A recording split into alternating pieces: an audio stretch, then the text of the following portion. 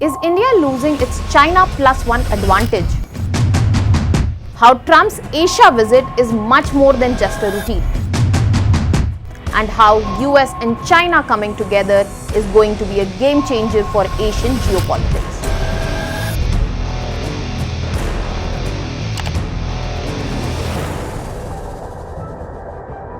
When Donald Trump landed in Asia this week, the whole world was watching closely because this was not just another diplomatic visit. It was a question about how far US and China can go to bring back things to normal. And in middle of it stands India. Hello everyone, welcome to Vajiram and Ravi's Flash News. My name is Shubhangi Singh and today we are going to understand in detail that why this particular diplomatic visit of Donald Trump to Asian continent matters because of the timing, and also with special focus that how this meeting between Donald Trump and Xi Jinping changes the equation in the South Asia. So let us start with understanding the whole visit that Donald Trump started with. So Donald Trump did not directly visit Busan for the APEC summit. He started with Malaysia, where he was there for Asian summit. Then he went to Japan as well. And this has a significance where we have to understand multiple dimensions. So let us try to break all of this down. Now first, when we are talking about the strategic context, you have to understand here the escalating tensions across the world because of the issues between US and China, be it in terms of tariff wars, be it in terms of export bans, the technology control. This was at a point where it could not have gone any further. So this escalating tension between US and China needed resolution, and US also wanted to look for alternatives which were present right here. Furthermore, in this very context, you have to understand 2026 is the election year for US. Now, Donald Trump, who was talking about making America great again, and if he's isolating China, then he needs to bring other nations, other partners, which can fill in the gap which has been created because of China. And amidst all this lies the third but most important point, that US is trying to commit to this region. US is trying to tell that, okay, be it Japan, be it Malaysia, that we are here for you. A good example here would be if you talk about Malaysia, Thailand, Cambodia, all of these nations which are contributing to the rare earth supply chain, US wants a direct deal with them so that the rare earth monopoly which is held by China, if you want to understand more about it, I have covered in detail in a separate video. So China has always been part of it. They used to send it for processing, refining. US does not want this. US wants to make sure that China gets out of this cycle and their excessive dependence gradually goes down. So US has also been looking for alternatives. At the same time, definitely the idea would be also on to reduce the tensions which are present. If we understand the strategic aspect, we also need to understand the economic motives which lie behind this. So when we are talking about the economic motives, the most important factor is to control the volatile market which is present. Market is extremely in fluctuating situation because there is no proper knowing that what will happen now. So if there is no clear understanding, no clarity, market will remain volatile, and we don't want that. So to address that situation, this is another motive. Another factor, that US is looking into China +1 alternatives around Asia itself. Apart from that, US has been hit bad with inflation. If that is to be addressed, both of these needs to be addressed. And all in all, this both will directly lead to an important diplomatic significance here. That is, US is here to resolve its things with China. That means one of the two biggest economies. That means two biggest economies are here to resolve their issues. And second, US wants to commit to its allies also that we still remain an important Pacific power. They have addressed all these in his visit to Asia. And the key highlight is coming now, where Donald Trump has gone ahead and met the president of China on the sidelines of APEC summit.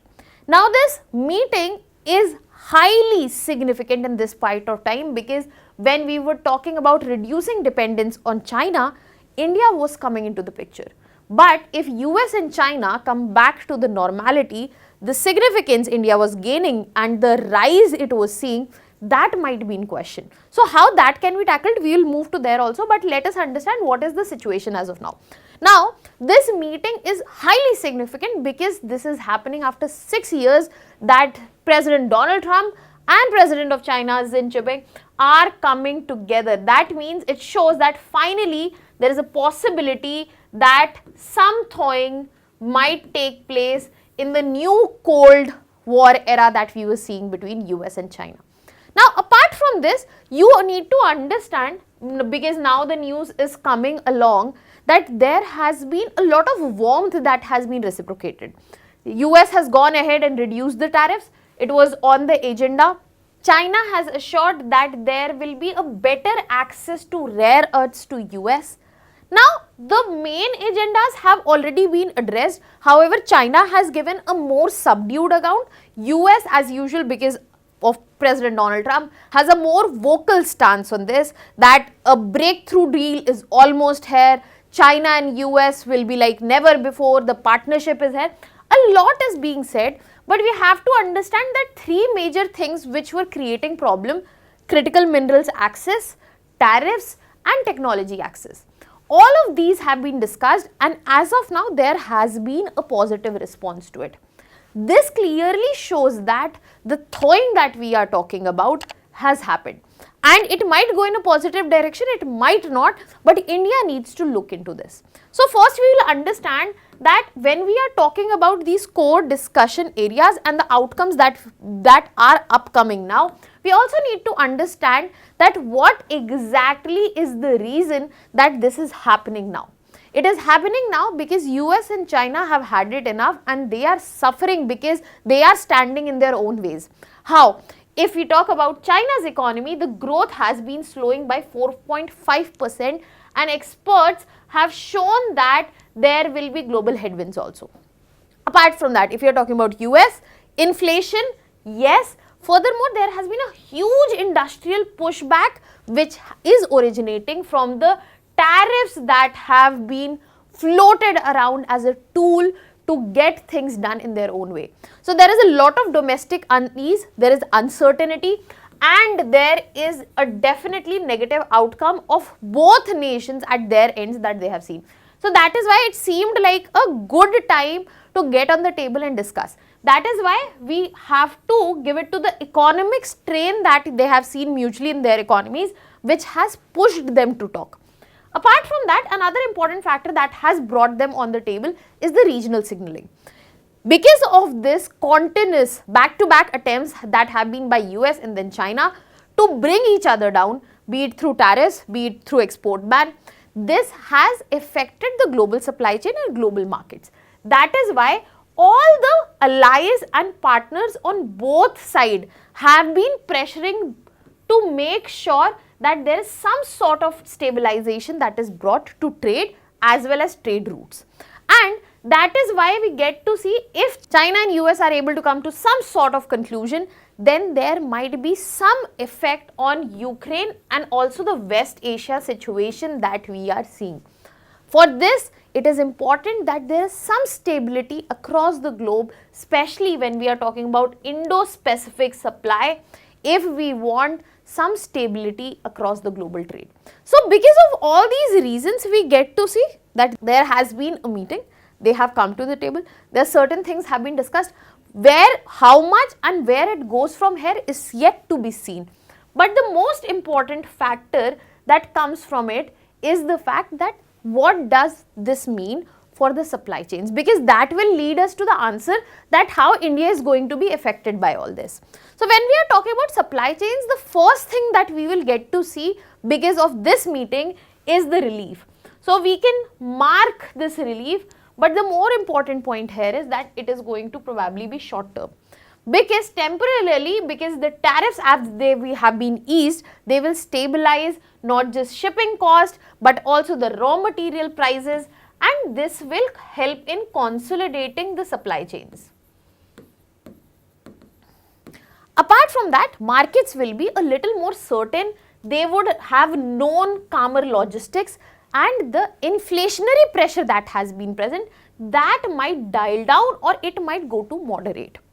Apart from that, when we are talking about short-term relief, we are also expecting to see that there will be reintegration. Because when we, as I said, that there has been a positive response, but we don't know where the train goes from here.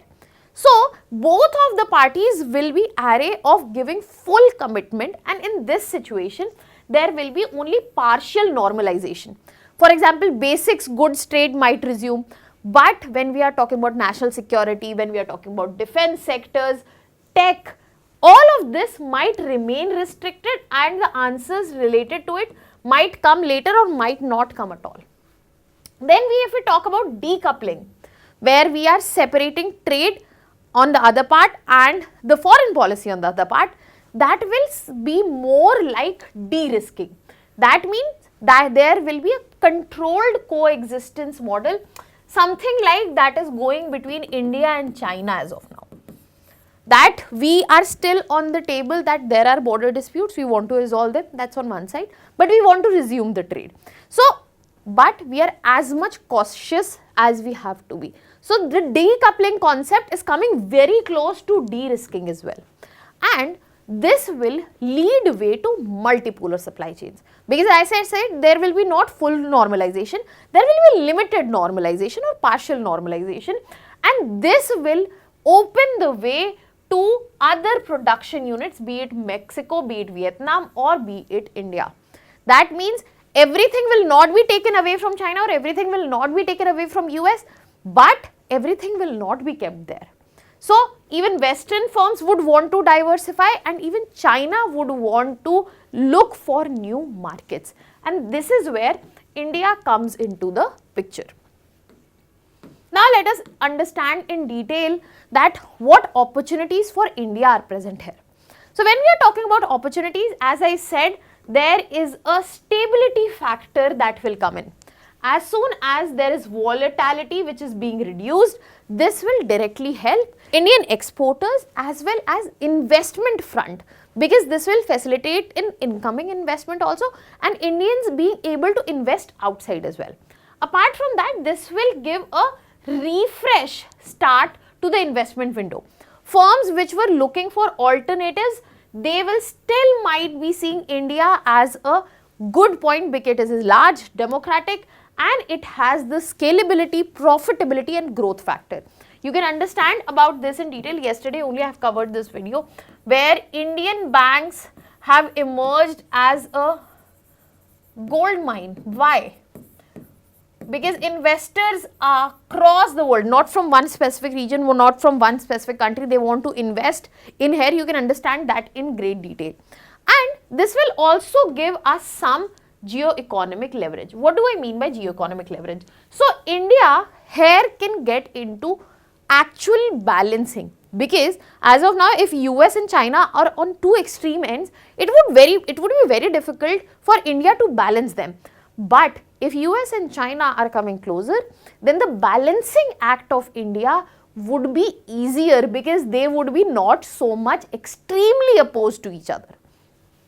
Then we will also get to see risks along with the opportunities, because when we are talking about we have geo-economic leverage, we will also have lesser spotlight, because we would not be doing the difficult task of balancing. That is where our strategic importance might get reduced. That means if there is a calmer equation between US and China, it will put India on the sidelines, because then India would not have the swing power.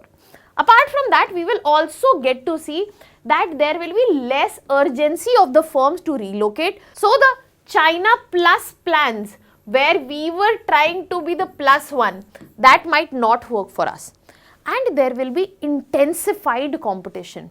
If we are talking about ASEAN, Mexico, Eastern Europe, they all will be standing in line to get this position, and India might not be able to compete with them when we are talking about logistic costs as well as trade agreements, because we do not have a finalized trade agreement with the US yet. The trade with China has just resumed, and when we are talking about logistic cost, even till date, our logistics costs are double than the global average. So what should be done? India should continue focusing on the strategic autonomy and balancing. That means that we have to cooperate with US also for defense and China for trade without alienating or without pushing any of these apart, because it is going to affect us only. Now the actual question comes in that how India can be prepared for this. India would have to mark a space for itself in the changing supply chains, where we have to become the hotspot when anybody is looking for China plus one plan. That means we have to focus on growth of our electronics, mobiles, auto components, which are already helping the exports under PLI scheme. There are companies like Apple, Foxconn, Discon, which are expanding Indian manufacturing. And along with this, we have to make sure that the sectoral niches that we have for India, they need to be maintained. Be it pharmaceuticals, they can give a solid alternative for APIs which are being disrupted from China. Electronics assembly, because we can help in scaling up mid-value segments, legacy chips, testing and packaging. And we can be a great spot for renewables and EVs if we get appropriate investment in battery manufacturing as well as green supply. And we also need to make sure that we are addressing the existing structural bottlenecks, be it the land acquisition delays, be it the logistic cost, be it the power reliability issues, the reforms and faster approvals with infrastructure as well. Now this brings us to the fact that there is still a lot of scope for India to make something out of it, but it needs to be done timely with the reforms. Can you tell me in the comment section what reforms need to be taken to make sure that India still makes best out of this situation? Now I'll leave you with a practice question here. You can put the answers in the comment section. I'll give you the answers in the next video at the end of it. That was all from my side. Thank you so much.